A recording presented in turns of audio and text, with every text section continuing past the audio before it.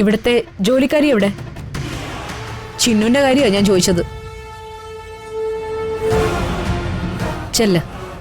ചെന്ന് ചിന്നുവിനെ കൂട്ടിക്കൊണ്ടുവാ.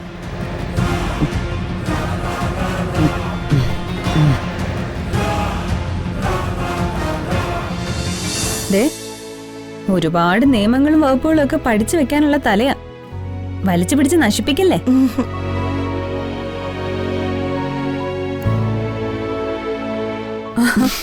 ചന്ദ്രാമ്മയോ? എന്താ ചന്ദ്രാമ്മ ഈ രാത്രിയില്? അത് ചന്ദ്രാമ്മയ്ക്ക് ഇങ്ങനെ ഇരുന്നപ്പോ ഈ ചിന്നുനെ ഒന്ന് കാണണമെന്ന് തോന്നി.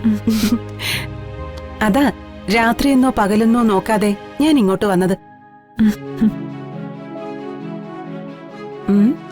ആഹാ, LLBക്ക് അഡ്മിഷൻ എടുത്ത് പഠിച്ചു തുടങ്ങിയോ?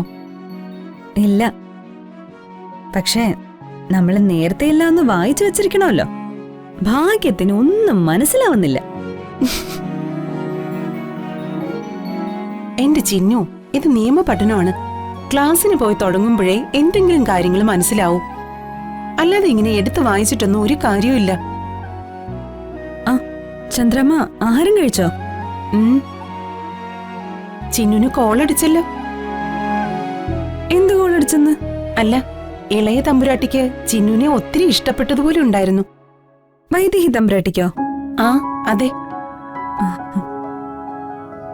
തമ്പുരാട്ടിക്ക് ഇവിടുത്തെ രമാ മേഡത്തെ അത്ര ഇഷ്ടപ്പെട്ടില്ലെന്ന് തോന്നുന്നു. രമാ മേഡത്തെ അത്രയ്ക്കങ്ങ് ബോധിച്ചിട്ടില്ല.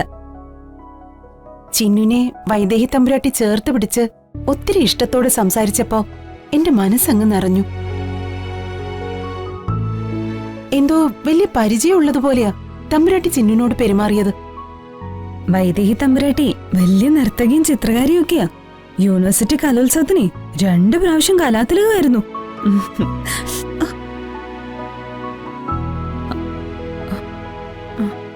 അല്ല, ചിന്നുന് ഇതൊക്കെ എങ്ങനെ അറിയാം? സോഷ്യൽ മീഡിയയിൽ കണ്ടതാ. ഓ, അങ്ങനെയാണോ? ഞാൻ കരുതി ഈ വൈദേഹി തമ്പുരാട്ടിയുമായിട്ട് എന്തോ ബന്ധമുണ്ടെന്ന്. ഇല്ല. ശരി ചിന്നു.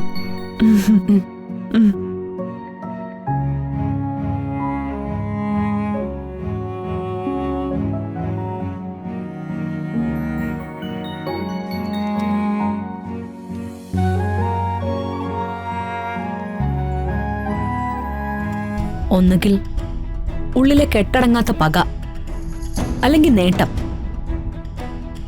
ഈ രണ്ടിലൊന്നിലല്ലാതെ ഒരിടത്തും ആരും കൊല ചെയ്യപ്പെട്ടിട്ടില്ല. കൊട്ടാരത്തിൽ നടന്ന കൊലപാതകത്തിന്റെ ലക്ഷ്യവും മറ്റൊന്നാവില്ല. ആര്, എന്തിന്, അതെനിക്കറിയണം. ഇലവദേശം കൊട്ടാരത്തിലെ തമ്പുരാനും തമ്പുരാട്ടിയും കൊല ചെയ്യപ്പെടുമ്പോ ആർക്ക് എന്ത് നേട്ടമാണ് കിട്ടുക?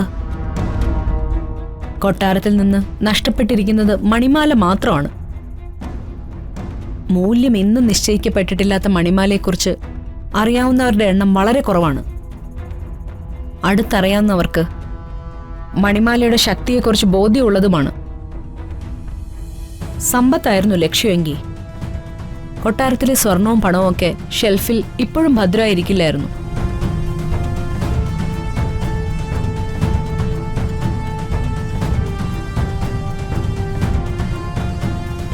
എറിഞ്ഞിട്ടവനെടുക്കാൻ സമയം കൊടുത്തിട്ടാണ് ഞാൻ രംഗത്ത് വന്നത്.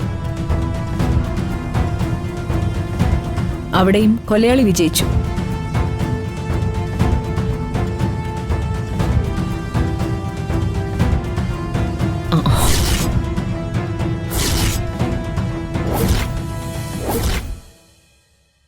രമ എപ്പോഴാ വന്നത്?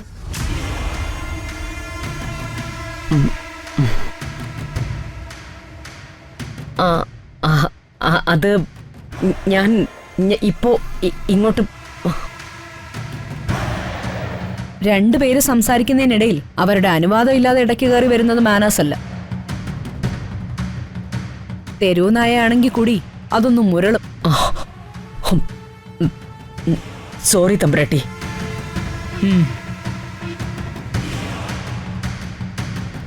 ഇവിടുത്തെ ജോലിക്കാരി എവിടെ? ചിന്നുന്റെ കാര്യമാണ് ഞാൻ ചോദിച്ചത്. ചെന്ന് ചിന്നുവിനെ കൂട്ടിക്കൊണ്ടുവാ.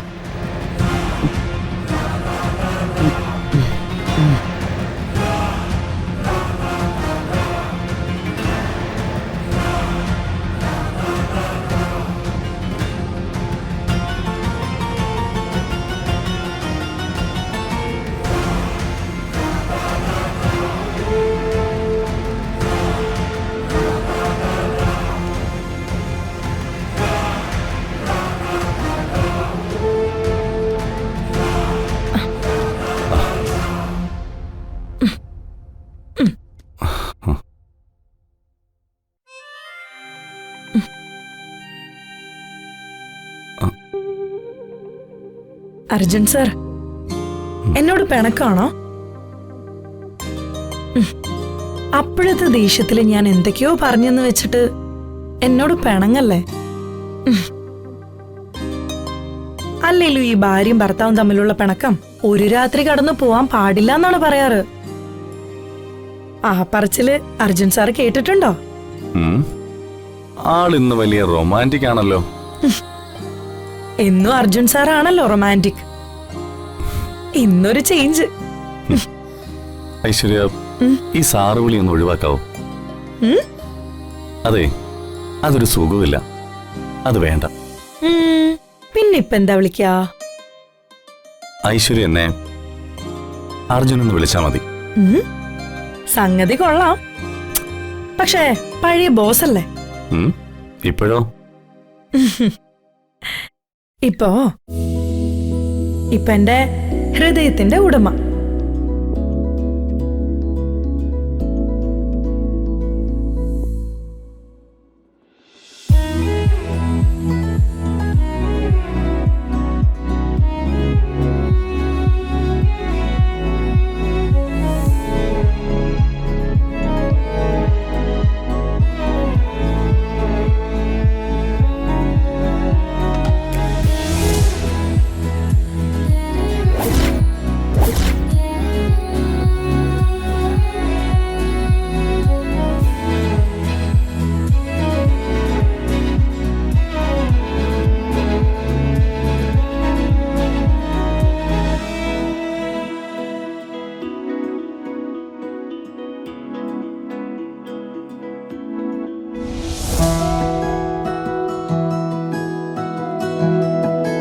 അടരുവാൻ വയ്യ നിൻ ഹൃദയത്തിൽ നിന്നെനിക്ക് ഏത് സ്വർഗം വിളിച്ചാലും ഉരുകി നിൻ ആത്മാവിനാഴങ്ങളിൽ വീണുലയുന്നതാണെന്റെ സ്വർഗം.